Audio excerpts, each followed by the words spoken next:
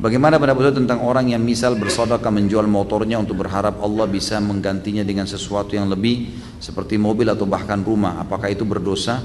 Apakah ini termasuk orang-orang yang dimaksudkan Allah dalam surah Hud ayat 15-16? Barang siapa yang menghendaki kehidupan dunia dan perhiasannya, niscaya kami berikan kepada mereka balasan pekerjaan mereka di dunia dan sempurna, dan mereka di dunia tidak akan dirugikan.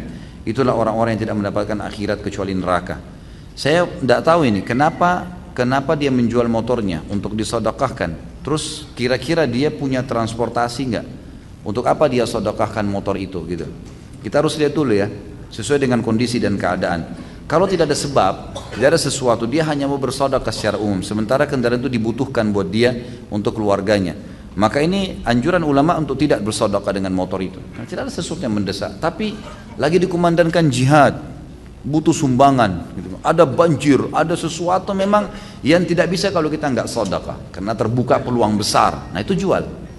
Itu yang dilakukan oleh para sahabat. Jadi pada saat dipanggil oleh Nabi SAW jihad, mereka akhirnya menarik semuanya apa yang mereka milikin gitu kan.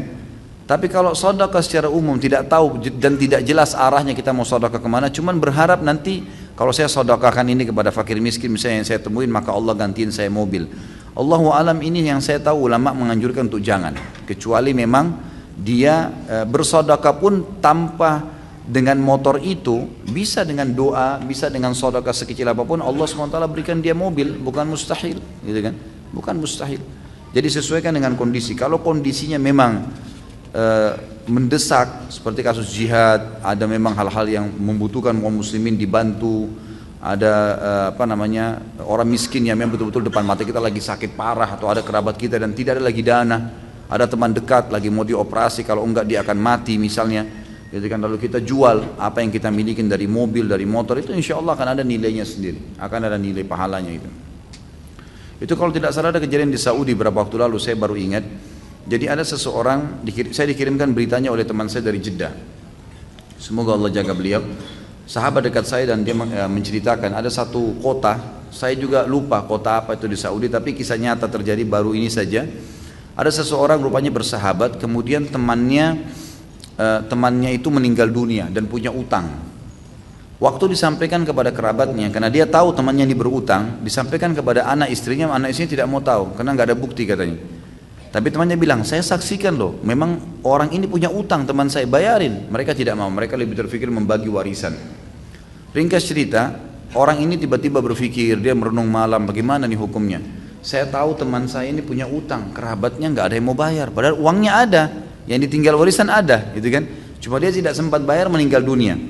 Maka karena kerabatnya tidak ada yang mau bayar, dia bilang, di dalam kisah ini dikatakan dia pun berijtihad, dia mengambil hartanya yang dia miliki, kalau tidak salah itu hari mobil, dijual sama dia mobilnya, kemudian mobil itu dijadikan duit lalu dilunasi utangnya, dilunasi utang temannya ini, dengan berharap temannya supaya tidak punya masalah, gitu kan?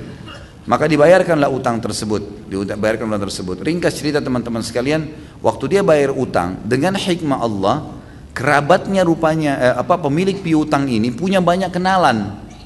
Lalu dia cerita kalau si fulan itu baik sekali, si fulan itu telah membayarkan utang temannya, dan ini juga rupanya pemilik piutang tahu kalau orang ini, mereka punya hubungan semuanya, tahu kalau orang ini sebenarnya lagi tidak punya apa-apa, dan itu mobil dia satu-satunya. Waktu dicerita sama teman-temannya, ternyata teman-temannya pemilik piutang ini orang-orang kaya, gitu kan? Lalu mereka pun menghadiahkan mobil baru kepada orang itu.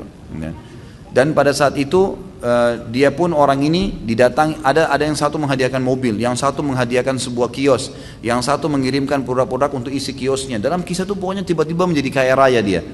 Nah ini kondisional memang ya, kondisinya karena temannya memang betul-betul terdesak. Nah, makanya saya bilang tadi, kok ada sasaran berbeda. Kalau nggak ada sasaran ini mungkin lebih baik jangan, terlebih lagi kalau antum memang membutuhkannya.